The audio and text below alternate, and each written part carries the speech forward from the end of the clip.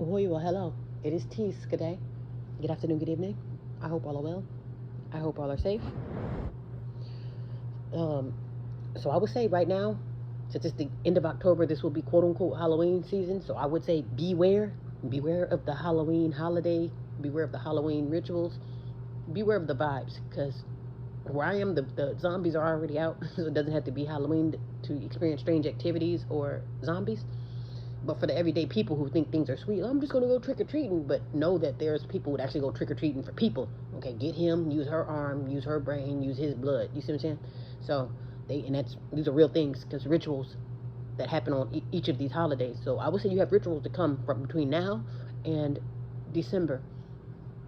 So I'll give you two scenarios and a bonus scenario. As far as to keep your head on the fits on a swivel. So the first one is, and this was basically from someone who's a gun owner, and he encourages people like, hey, if you're a woman, if you're an elder, if you have children or whatever, arm yourself because you don't want to be caught in a pickle. There have been situations where people were, you get caught slipping, you think you're going to go out for a glass of milk, get hit across the head, you get attacked, and then probably even harmed, killed and all that. And so he was saying, protect yourself because you got. Protect yourself, and I'm all for it. I am all for protect yourself, especially if you have children. And I'll even take it as far as saying, you know what, you don't have to protect yourself, because some people are like, I don't need a firearm, or I don't have to. I'm okay with being free will or free willy out there, and that's perfectly fine. But I say the only time that it is mandatory to really be forced to protect yourself is when there's children involved. Because I say, if you're adult, okay, whatever, you want to get attacked, fine. But if there's children involved, and with those children making you a target, then yes, you have to protect yourself, because just because you want to be attacked, once you get attacked, then your children are free game. So that means who's going to protect the children? So that's why I say it has to be mandatory. If you have children, mandatory, because without your protection, if they're just going to get fed to the wolves, then it's like, where's their protection? Don't they deserve help? So, so that was the first thing too. Just watch out for the holidays and watch out for, just being caught off guard. So the first scenario is, as far as just watching, and it doesn't have to be around Halloween, but it could be just being out in public. So basically he's a gun owner, and he was saying, when you witness, so these two situations it was a man and a woman that witnessed robbers robbing their vehicle, and instead of going out to defuse the situation, like, okay, I'm going to neutralize you and this robbery, they were saying, hey, what are you doing? That's my car, So what they did was they startled the robber, and the robber ended up shooting and killing them. They didn't take the car, but they did take their lives. So what he was saying is, if you call yourself going out there defending the honor of your car, or you notice someone stealing or breaking into your car or busting your window or whatever, don't be like, yeah, don't be yelling. If you're going to be yelling, let the gun do the talking for you, versus you saying, hey, what are you doing? And then they stop breaking into the vehicle and then shoot you because you threw them off or you caught them off guard. So he was basically saying again, don't defend the honor of your vehicle to where someone else has to make the report. Oh, well, the car is fine, but he or she is dead. You see what I'm saying? So if you can't defend your life, literally, then just make the report on the vehicle behind closed doors. Don't go out confronting a robber. So basically, he was saying, you come out shouting, then they return the favor by shooting. What he was saying is, you shoot, then you shout at the robber. Which I did find that pretty funny. But I'm thinking, like, yeah, that would make sense. There's no sense in going out to confront someone and then you end up getting shot. And then, speaking of confrontation, this is another scenario that you mustn't do, especially if you're afraid of the Reaper. This was another situation in the South. So this situation, you get some rowdy women showing up to the house. Hey, come outside, we're here to fight. So it's me, my sister, and all 10 of my children. And these are little children, not teens, little children, like in diapers, probably got a soggy diaper on. So basically, you got ratchet women coming to doors to fight another woman for whatever reason. So basically, bringing that whole I'm pulling up on you, that pull up method. And I would say that's not a good idea too. So you're pulling up, and I'm not saying pull up drive-by style, but if you pull up literally to fight and you come into someone's porch, that is a recipe to get riddled with bullets. Hell, someone simply knocking on the door, or even on the ringing the doorbell. Hey, do you have sugar? Or hey, can you tell me how to get out the complex? And if these people don't know you in the South, that's more than enough to get blown off the porch. You see what I'm saying? And this happened more than once too.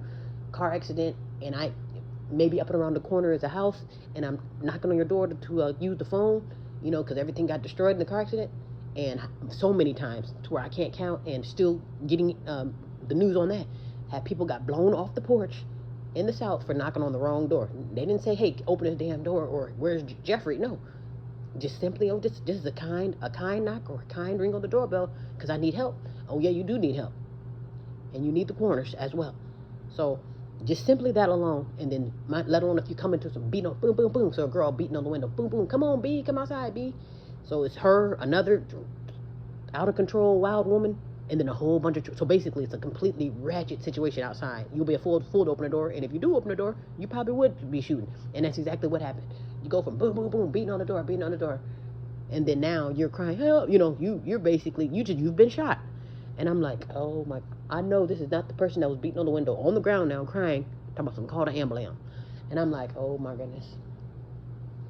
So that's why I say, if you're afraid of bleeding, if you're afraid of the Reaper, if you're afraid of being shot or killed before or after doing all that rowdy talk, then just please don't do it. Because in too many situations, come on, B, let's go, I'll whoop your head, let's go. And then if they shoot you, then you can't be, because if you come in with a certain level of smoke, everybody don't do all that fighting and twisting and turning, especially at a time such as this, because tensions are high. Even in a joke, people can joke around like, even back in the days, people get beat up over a joke. These days, you probably will get killed over stuff, because the shit ain't sweet, nothing's funny. You don't play around with people like that. You be careful. People are on edge. So yeah, I wouldn't recommend that. And I was like, really? I don't think she was dead. I think she got shot like in the leg or the butt. It was enough for her to be like, she felt the pain. I'm sure she won't do that shit again. Running up on people. And again, I'm not saying if you're going to run up, do a drive-by style, but I'm like, that tough stuff, like, oh, come on, let's go. And then even if we do this, okay, we're going to do this old school style. We're just going to fight each other. And then may the best man win. There is a such thing as sore losers. People don't take ass whooping. The people who deserve an ass whooping will come back and kick. So it's like, no, there is none of that. So your best bet is just to not argue. They want to yell, you let them yell while you're running in the opposite direction. Because I can promise you, nothing good is going to come out of that. And it won't be worth it. You get shot behind. We both yelling, acting a damn fool. And then now we're both bleeding. That just looks stupid.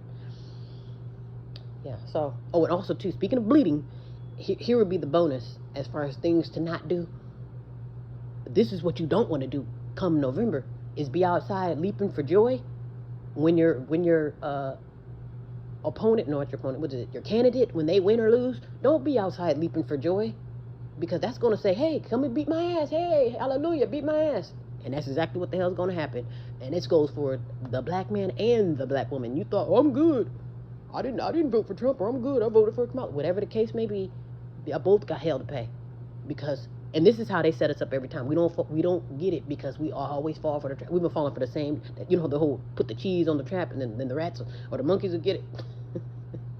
It happens every time. We hang ourselves every time. So basically, if I'm the face for Kamala and you're the face for Trump, that means both of all of us are about to get our asses beat come November. And I'm saying this very, well, y'all, I don't even say well, us, y'all are. Yeah, somebody got to tell the story. So I'm going to tell y'all. Okay, so, and I say that, let me explain. So again, if I'm the woman, the black woman stands for Kamala, women's rights, all that, you know what I'm saying? So, and the black woman's wearing the face for it, right? Because Kamala's quote unquote black. So the black woman's wearing the face. I'm responsible for Kamala. Black life, it's the black, let the black woman, I'm just, whatever that cringing shit is.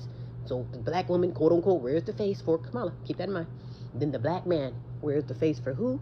Yes, sir, Trump. So that means when Trump wins, y'all black men are the reason why Kamala, y'all threw Kamala under the bus. So that means black men's gonna have the hell to pay. And then if Kamala wins, y'all black bitches, you know what I'm saying? You see what I'm saying? You see how that works? So that means both, or all of y'all, all three of y'all, gonna have hell to pay come November. You see what I'm saying? So it don't matter who wins, it's just the ninjas are going to get the kickback. Have you noticed that? That's why they always get us involved. Get involved so I can have someone to kick. Have you noticed we're always the face of it? Oh, whose fault is it? The black man. Whose fault is it? The black woman. And then who's getting the beat downs? Do the math. Somebody got to be the punching bag. And there's nothing to blame the children on, because like I said, while we're fighting, the children will be in trouble anyway because they're left for dead. And you see how we fall for the trap every time? we got time to attack each other, but we're not noticing the elephant in the room. So while we're attacking each other come November, it's gonna be hell to pay because we're already saying guy versus gal, and then now it's time to attack. Do the math. Like that's why I say I already told you, I'm good. No one can steal my joy. So again, while y'all are Armageddon and fighting over potatoes and shouting and leaping for joy come November, I'm gonna be in a whole nother world, and I won't be updating on nothing. Like I said, if y'all get beat up, it's gonna come. I'm not surprised. And besides, I didn't see it anyway. Exactly what I'm gonna put on the report. What happened? I don't know. I didn't see anything. Call me Helen Keller.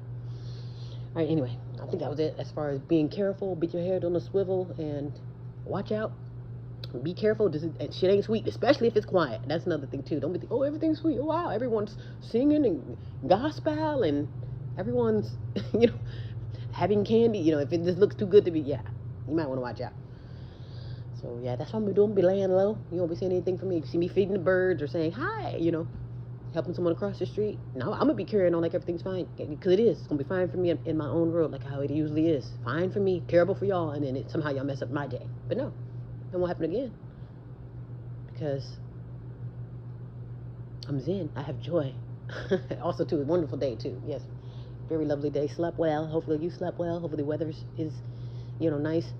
Also too, that's probably what I do. If I do come back, I'll come back with like hands-on, like literally hands-on material and hands-on skills to where literally like, wow, this is gonna life-saving skills too. Like, because if I'm telling you, it's not about material things. Like literally, if you can, let's just say like you get pushed down the stairs and you know how to just properly fall down the stairs. I know it's a terrible example, but if you know how to properly fall down the stairs, then it's like, wow, you are unstoppable, because these are going to be things used against you. Okay, I'm going to push you down the stairs. I'm going to starve you out. I'm going to leave you for dead. And it's like, and if you can survive that, like, I'm telling you.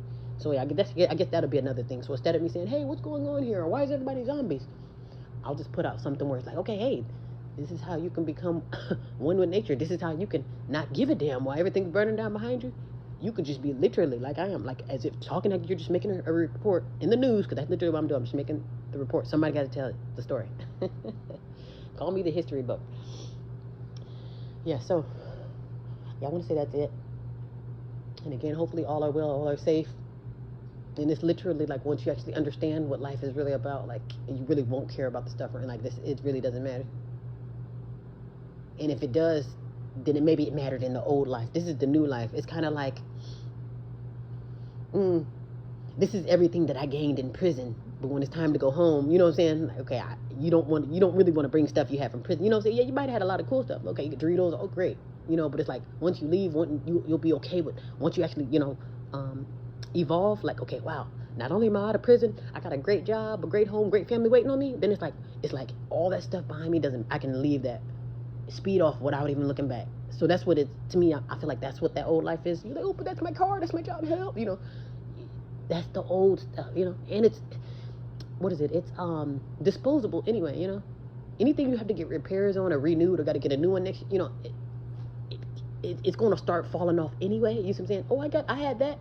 I had the 2013, this and that, but that was 20, you see what I'm saying? But now ain't nobody stunting at 2013, nothing, you see what I'm saying? I mean, unless you just so amazing that you can't be forgotten. But you know what I'm saying, as far as the material stuff, if it makes any sense, you should be willing and ready and available to let it go, because trust me, it's all within. Like I said, if you can survive a fall down the stairs, like you know how to professionally fall. And I'm not trying to be funny, I know the example is terrible, but I'm just trying to say, like literally, if someone puts you in a pickle or literally have it to where you're being set up for failure and you can survive that with nothing, I'm telling you, that makes you, it beats $1 million, is what I'm saying. So, all right, I think I spit it out. As far as be on alert and beware, if you want something to, I guess this is supposed to be scary Halloween season, so yeah, be scary when it comes to your safety. Watch out. Like, okay, I'm too scared to accept that drink, or I'm too scared to go trick-or-treating, that type, because they're like, yeah, it's real like that. We're dealing with sorcery here, so it's like they're not going to be like, oh no, those are just children, don't poison the candy or the apple. No one is exempt when it's time to get attacked. So that means be careful and protect yourself. Or at least protect your children. You don't have to protect yourself, protect your children. You have a duty to protect your children. It's not about you. Stop being selfish. Be well, be safe.